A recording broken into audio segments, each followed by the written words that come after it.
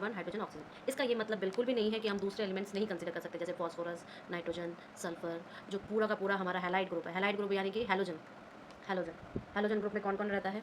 अगर ये पूछा जाए कि हैलोजन ग्रुप में कौन कौन रहता है, तो आप डायरेक्टली बोल सकते हो कौन? फ्लोरीन, ठीक है, fluorine, chlorine, bromine, iodine, bromine, iodine, ये सब हैलाइड ग्रुप में रहते हैं, ठीक है।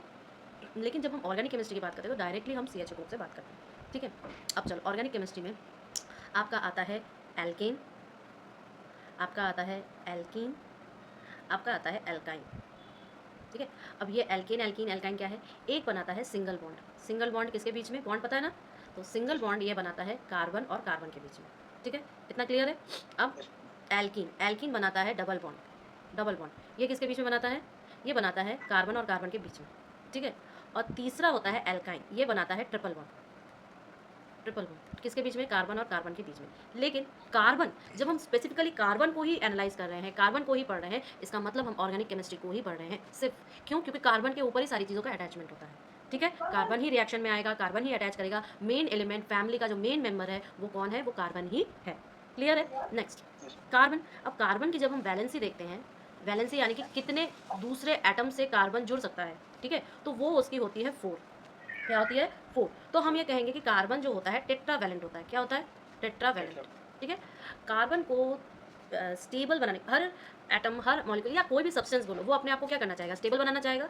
हाई एनर्जी में तो रहना नहीं चाहेगा, स्टेबल बनाना चाहेगा। तो जब वो अपने आप को स्टेबल बनाना चाहेगा तो वो हमेशा लोअर एनर्जी में रहना चाहेगा, ठीक है। तो याद रखना, जो सिंगल बॉन्ड होते हैं वो सबसे ज़्यादा स्टेबल होते हैं। मैंने क्या कहा? सिंगल बॉन्ड जो होते हैं वो सबसे ज़्यादा स्टेबल होते हैं, ठीक है। जब वो सबसे ज़्यादा स्टेबल होंगे, तो अब आप मुझे बताओ कि एल्केन, एल्कीन और एल्काइन में सबसे ज़्यादा स्टेबल कौन होगा?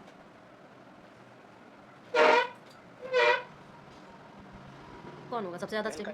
एल्केन।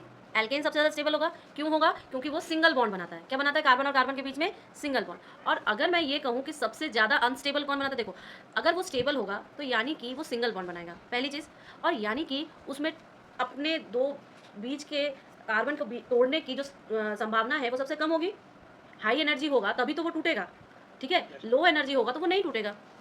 सिंगल सिंगल बॉन्ड है, इसका मतलब ये स्टेबल है, ज़्यादा ज़्यादा स्टेबल है, इसका मतलब ये टूटना नहीं चाहेगा। Don't want to break, don't want to break, ये टूटना नहीं चाहेगा। जब ये टूटना नहीं चाहेगा तो इसका मतलब ये स्टेबल होगा, ठीक है। अब जब ये ऐसा बॉन्डिंग बनाता है बेटा, तो ये होता है sp3। कौन सी हाइब्रिडाइजेशन होती है? sp3। ये क्लास 11 में पढ़ाया जाता है हाइब्रिडाइजेशन। तो जो sp3 हाइब्रिडाइजेशन होता है ये सबसे ज़्यादा, तो कार्बन क्या है? टेट्रावैलेंट है। कार्बन क्या है? sp3 हाइब्रिडाइजेशन है। और इसका जो स्ट्रक्चर होता है, टेट्रावैलेंसी वाली स्ट्रक्चर आती है इसकी, जिसे हम लोग सिंपल मीथेन में बनाता है टेट्राहेड्रॉन, ठीक है। अब आप अगर कॉपी लेके बैठे हो, टाइप्स है, जब हम हाइड्रोकार्बन पढ़ने जाते हैं तो ये टाइप्स होते हैं, मतलब इनकी हमको एनालिसिस करनी पड़ती है बेटा जी, ठीक है। तो फर्स्ट हम कार्बन की अगर प्रॉपर्टीज़ देखें तो ये क्या हो जाएगा? ये हो जाएगा आपका टेट्राहेड्रॉन। टेट्राहेड्रॉन क्योंकि ये टेट्रावैलेंट होता है, टेट्रावैलेंट होता है, ठीक है। यानी कि जब भी कार्बन का स्ट्रक्चर हम ड्रॉ करेंगे, ये बीच में हम कार्बन लेंगे और ये 4 तरफ से जुड़ता है, ठीक है। तो इसलिए सबसे सिंपलेस्ट जो होता है, सिंपलेस्ट जो होता है वो होता है मीथेन। क्या होता है? मीथेन। मीथेन यानी कि ये जब ये 4 तरफ से जुड़ेगा तो किससे जुड़ेगा? हाइड्रोजन से जुड़ेगा। किससे जुड़ेगा? हाइड्रोजन से। तो यानी कि आप मुझे बताओ यहाँ पे टोटल कितने का हाइड्रोजन के एटम्स हैं? हाइड्रोजन एटम्स कितने हैं? 4 है और एक कार्बन है। यानी कि इस मीथेन का फॉर्मूला क्या हो गया? CH4। क्या हो गया? CH4। अब क्योंकि ये टेट्रावैलेंट है तो इसका जो स्ट्रक्चर होता है बेटा वो होता है टेट्राहेड्रॉन। क्या होता है? टेट्राहेड्रॉन, ठीक है। टेट्राहेड्रॉन स्ट्रक्चर जो होती है वो कुछ इस तरीके की होती है। यहाँ पर एंगल 109 डिग्री का होता है, 9 डिग्री 28 मिनट का, ठीक है। ये इसका प्रॉपर्टी है कार्बन की। अब जब इसी कार्बन को हम लोग ऑर्गेनिक केमिस्ट्री में डालते हैं, ऑर्गेनिक केमिस्ट्री में डालते हैं तो हमारे पास 2 किस्म के स्ट्रक्चर मिलते हैं। एक होता है चेन स्ट्रक्चर, एक होता है एरोमेटिक, ठीक है। एरोमेटिक जो होंगे वो क्लोज रिंग जैसा बनाएंगे, पर हम लोग सबसे पहले चेन को पढ़ेंगे। तो चेन स्ट्रक्चर में सबसे पहले आता है एल्केन। क्या आता है? एल्केन।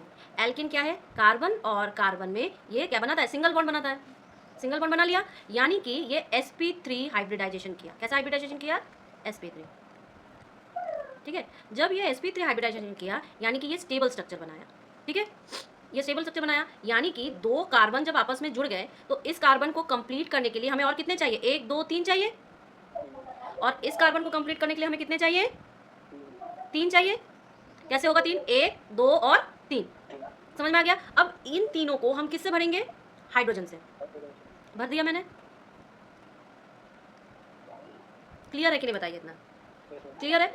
इसी चेन में अब दूसरा आता है कौन, एल्कीन। कौन आता है, एल्कीन। क्लियर। अब देखो एल्कीन का मतलब है कि दो जनों के बीच में डबल बॉन्ड बनाएगा, बना लिया, यानी कि ये बेटा जी sp2 हाइब्रिडाइजेशन करता है। ठीक है, तो इसके जो सारे बॉन्ड, जब वो सिंगल सिंगल बॉन्ड बनती है ना, तो वो क्या बनाती है, सिग्मा बॉन्ड। क्या बनाती है, सिग्मा बॉन्ड।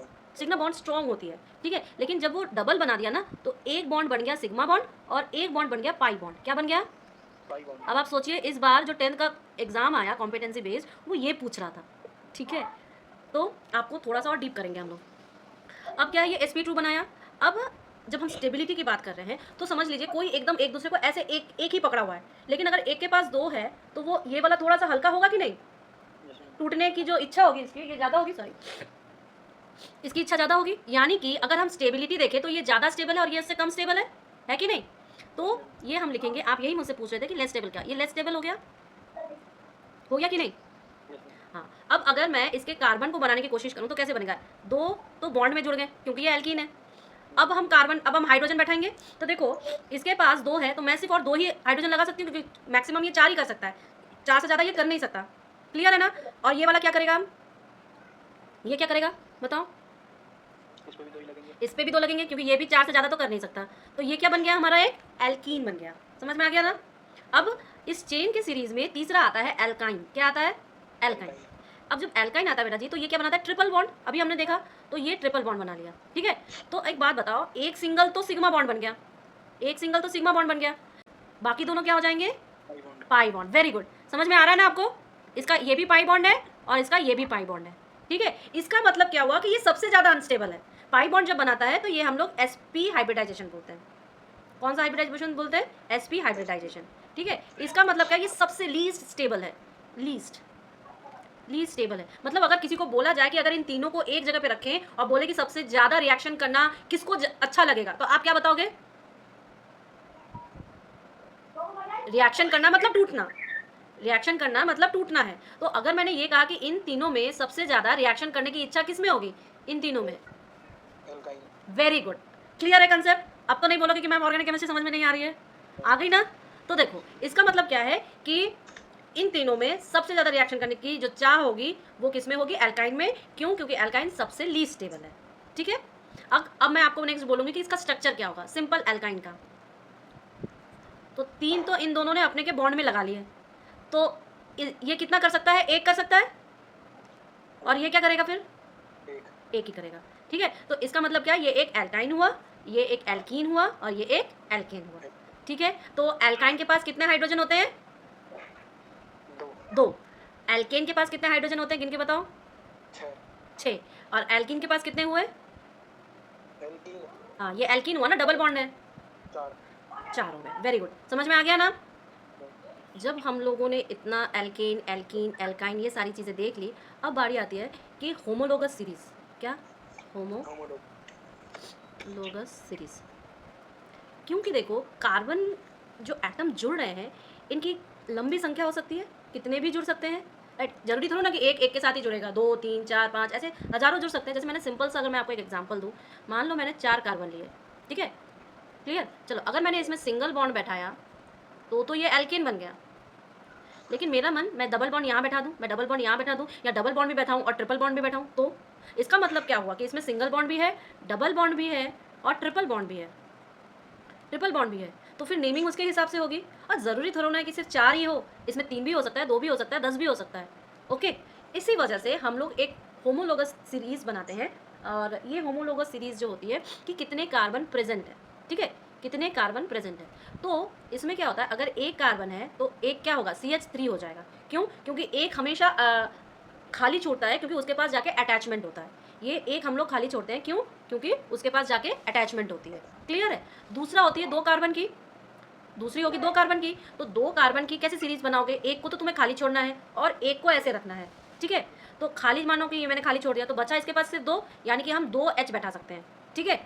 और ये वाले कार्बन को पूरा करने के लिए हमें 3 बैठाना पड़ेगा, 3 H बैठाना पड़ेगा ना। तो जब हम एक बनाते हैं बेटा जी, तो हम उसको क्या बोलते हैं, मिथाइल। क्या बोलते हैं, मिथाइल, ठीक है। अब मुझे एक बताइए, इसमें 2 कार्बन है, एक मेरे को खुला छोड़ना है क्योंकि वो अटैचमेंट करेगा, तो इसके पास कितने हाइड्रोजन बने, काउंट करो, 5 बने। तो यानी कि क्या मैं इसको ऐसे लिख सकती हूँ, C2H5 और एक छोड़ दिया, क्योंकि वो अटैच करेगा, ठीक है। तो ये क्या हो गया, C2H5 हो गया। तो देखो यहाँ पे मैं C2H5 लिखूंगी और ये क्या हो जाएगा, इथाइल, ठीक है, ठीक है। या आप एक और काम कर सकते हो इसके ऊपर, हम लोग को इथ मिथ ऐसे भी कर सकते हैं, जैसे देखो मैथ इथ। अब जब हम ऐसे 3 4 5 6 7 8 ऐसे होता है, मैं आपको सीरीज दे दूंगी याद करने के लिए, मैं इसको सिर्फ आपको समझा रही हूँ। जैसे 3 आता है ना, 3 आता है तो मिथ इथ, फिर 4 के लिए टेट्रा हो जाएगा, ठीक है। और प्रोप होता है 3 के लिए, C3 के लिए, ब्यूट होता है आपके 4 के लिए, C4 के लिए, फिर बाद में जितने अटैचमेंट होंगे। बट मैं आपको यहाँ पे ये कहना चाहूँगी कि अगर मैं एल्केन बोल रही हूँ तो जो लास्ट में अटैच होगा वो एन एच होता है, ठीक है। लास्ट में जो अटैच होगा वो एन, मतलब नाम लिखने के लिए। जैसे कि अगर मैंने CH3 ग्रुप में एल्केन बनाना है तो बस हम एक हाइड्रोजन अटैच कर देंगे तो मेरा हो जाएगा, हो जाएगा।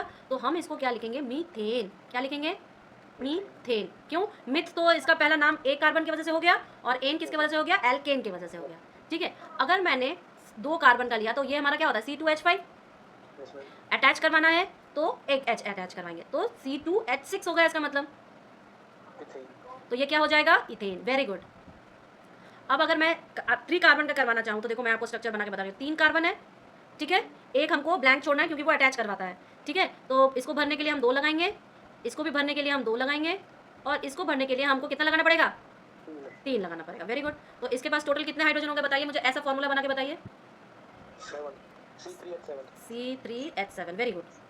तो ये क्या होता है बेटा जी, प्रोप हो गया, इसका मतलब ये प्रोप हो गया। तो अगर मुझे 3 कार्बन वाला एल्केन बनाना है तो हम क्या लिखेंगे, C3H7 और यहाँ से H की अटैचमेंट, और ये लिखेंगे क्या हम, फिर आप बताओ क्या, प्रोपेन। वेरी गुड, समझ में आ गया ना। तो देखो प्रोपेन, फिर आएगा आपका ब्यूटेन, क्या आएगा, ब्यूटेन, ठीक है। ऐसे पेंटेन, हेक्सेन, सेप्टेन, ऑक्टेन, न्यूनेन, डेकेन, ठीक है। 10 तक बताया, पर मैं आपको सीरीज दूंगी इससे भी ज़्यादा की।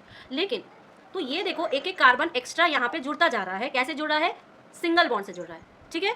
तो ये इसकी होमोलोगस सीरीज बनी, क्या बनी, होमोलोगस सीरीज बनी। अब ये बेटा जी जो होमोलोगस सीरीज बन रही है ये एल्केन की बन रही है, ठीक है।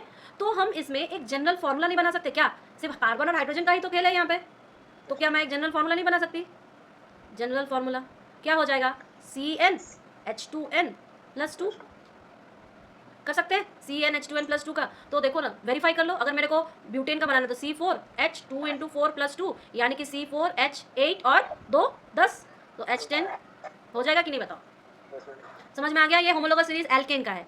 इसके बाद आप ये था होमोलोगस सीरीज आपके एल्कीन का।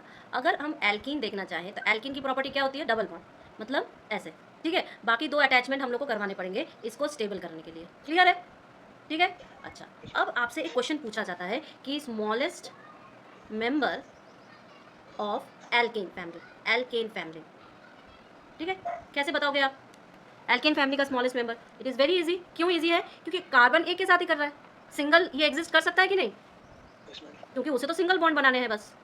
तो मीथेन, क्या बोलोगे, मीथेन।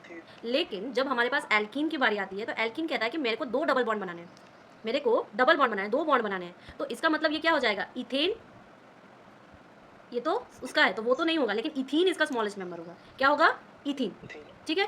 तो ENE, एल्कीन का हम लोग क्या ऐड करते हैं, ENE, तो मेथ एथ, ठीक है, मेथ एथ प्रोप ब्यूट, ये तो उसकी सीरीज है।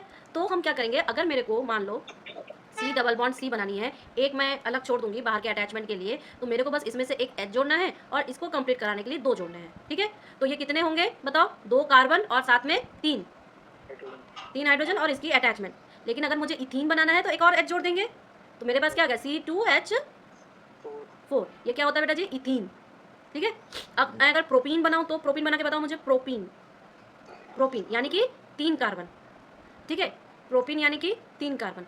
अब प्रोपीन यानी कि 3 कार्बन होगा तो हम डबल बॉन्ड कहीं भी बैठा दें, यहाँ पे भी बैठा सकते हैं, यहाँ पे भी बैठा सकते हैं, ठीक है। फिर मैं आपको बताऊंगी कि कहाँ से नंबरिंग करनी है। नंबरिंग एक IUP एक नॉमेनक्लेचर होता है, IUPAC, ये क्या होता है, IUPAC नॉमेनक्लेचर, ठीक है। इसके हिसाब से ही सारी चीज़ें की जाती है कि नंबरिंग कैसे दी जाएगी। बट अभी सिर्फ आप इतना जानो कि अगर मैंने यहाँ पे बैठाया है तो हम कार्बन एक तो छोड़ दिया अटैचमेंट के लिए, ठीक है। ये स्टेबल करवाने के लिए हम एक अटैच कर सकते हैं, इसको स्टेबल करने के लिए हम एक अटैच कर सकते हैं, और इसको कंप्लीट करने के लिए हमें क्या करना पड़ेगा, 3 अटैचमेंट। तो प्रोपीन के लिए क्या हो गया फिर बताओ, C3 और H3 2 5, लेकिन यहाँ पर एक अटैचमेंट है तो इस अटैचमेंट को भी कंप्लीट करेंगे तो टोटल इथीन का फॉर्मूला क्या हो जाएगा, अरे प्रोपीन का क्या हो जाएगा, C3H6, प्रोपीन का C3H6, ठीक है। वैसे ही आपका ब्यूटीन होगा, लेकिन यहाँ पर आप डायरेक्टली प्रोपीन जब लिखते हो तो यहाँ पर एक नोटेशन डालना पड़ता है बेटा जी, वो क्या होता है, फंक्शनल ग्रुप या बॉन्डिंग के ऊपर। तो अभी तक हम लोग ने फंक्शनल ग्रुप अटैच नहीं किया है, हम लोग ने सिर्फ बॉन्डिंग अटैच की है, इसलिए बॉन्डिंग को प्रायोरिटी लिस्ट में देंगे, ठीक है। तो कार्बन की जो काउंटिंग होगी ना, कार्बन की जो काउंटिंग होगी वो इधर से नहीं लेके हमें इधर से लेनी पड़ेगी, 1 2 3, ये चीज़ समझ में आई। हम ऐसे लेंगे ना कि हम 1 2 3 ऐसे लेंगे, ठीक है, ओके। तो इस नाम को हम पता है कैसे लिखना है, इस नाम को एक्चुअली हमें लिखना है, अगर मैंने ये स्ट्रक्चर बनाया, मान लो अगर मैंने ये वाला स्ट्रक्चर बनाया है,